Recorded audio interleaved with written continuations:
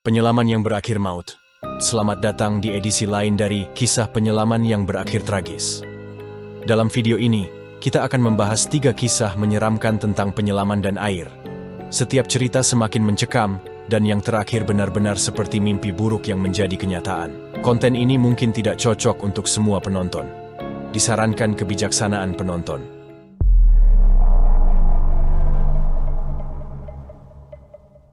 Kisah pertama. Rahasia maut bendungan Oxford. Di utara Charlotte, North Carolina, terdapat bendungan Oxford yang membentang di sungai Catawba. Bendungan beton yang selesai dibangun pada tahun 1927 ini memiliki pintu air besar yang mengatur aliran air menuju Danau Hickory. Pada April 1998, bendungan ini memerlukan perawatan untuk menutup kebocoran pada katup yang dianggap membiarkan terlalu banyak air mengalir.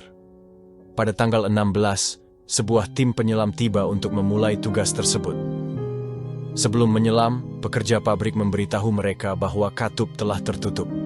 Namun, setelah penyelaman pertama, penyelam melaporkan bahwa katup mungkin masih terbuka. Kecurigaan itu kemudian dikonfirmasi. Ada miskomunikasi, atau mungkin katup bahkan tidak diperiksa sejak awal. Tim penyelam mulai menutup katup secara manual menggunakan winch. Setelah yakin bahwa katup tertutup, seorang penyelam masuk ke dalam air, dilengkapi helm dan kabel umbilikal untuk komunikasi serta suplai udara. Namun, tiba-tiba, suara teriakan terdengar di radio. "Arus menarikku!" Komunikasi terputus seketika. Tim segera menarik kabel umbilikal, tetapi yang muncul di permukaan hanyalah kabel yang putus. Helm penyelam, bersama dengan suplai udaranya, telah terlepas. Pekerja pabrik mencoba membuka pintu air, berharap tubuh penyelam akan terbawa arus keluar, tetapi tidak ada tanda-tanda keberadaan penyelam. Setelah 12 jam pencarian, tim penyelamat menemukan tubuhnya di ruang bawah bendungan. Ia telah tenggelam sejak kabel putus. Meskipun wetsuitnya utuh, ia disedot ke dalam katup besar yang terbuka. Bayangkan kegelapan dan ketakutan di saat-saat terakhirnya. Kisah kedua. Perang hidup dan mati di kolam air panas Maddie, 7 tahun, dan sepupunya Alisa, 9 tahun, sedang bersenang-senang di kolam renang lokal bersama keluarga mereka. Karena tidak bisa berenang, mereka memakai pelampung lengan. Setelah beberapa jam, mereka memutuskan mencoba kolam air panas. Tanpa pelampung, mereka melompat masuk. Kedalaman kolam terlalu dalam untuk tinggi mereka, dan gelembung-gelembung dari air panas membuat mereka sulit mengambang. Panik. Mereka mulai saling mencakar, menendang, dan mencoba memanjat tubuh satu sama lain untuk menghirup udara. Dalam sekejap, sepupu berubah menjadi lawan dalam perjuangan hidup dan mati.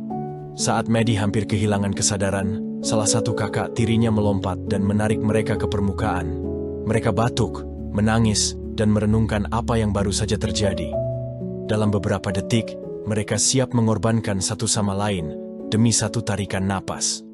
Kisah ketiga. Neraka di dasar laut.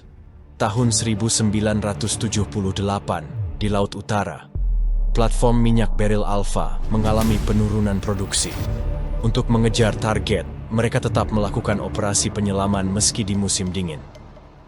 Pada malam 26 November, sebuah kapal bernama Star Canopus menurunkan lonceng selam ke kedalaman 102 meter untuk pekerjaan perbaikan.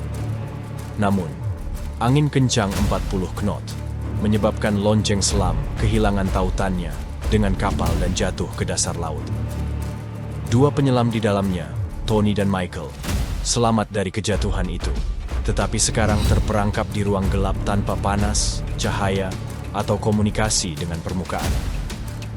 Di tengah kegelapan yang membekukan, mereka menyadari bahwa alat untuk membuat lonceng terapung terkunci di luar. Tidak ada jalan keluar.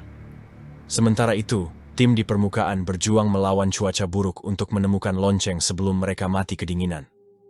2 pria di dalam lonceng hanya bisa menunggu, mendengar suara angin di atas, berharap bahwa tim penyelamat akan menemukan mereka sebelum terlambat. Kegelapan total dan tekanan laut menjadi saksi diam dari ketakutan mereka yang semakin besar. Itulah kisah mengerikan dari sang penyelam lautan. Tunggu di video selanjutnya. Bakalan ada cerita menarik atau cerita yang mengerikan dan menegangkan. Jadi jangan lupa klik tombol subscribe untuk membuat saya menjadi lebih semangat membuat konten-konten seperti ini. Dan nyalakan lonceng notifikasinya agar Anda tidak ketinggalan dari video-video terbaru dari kami. Mana dari ketiga kisah ini yang membuat bulu kuduk Anda berdiri? Beritahu kami di komentar. Dan jangan lupa, keselamatan selalu menjadi prioritas, baik di darat maupun di laut.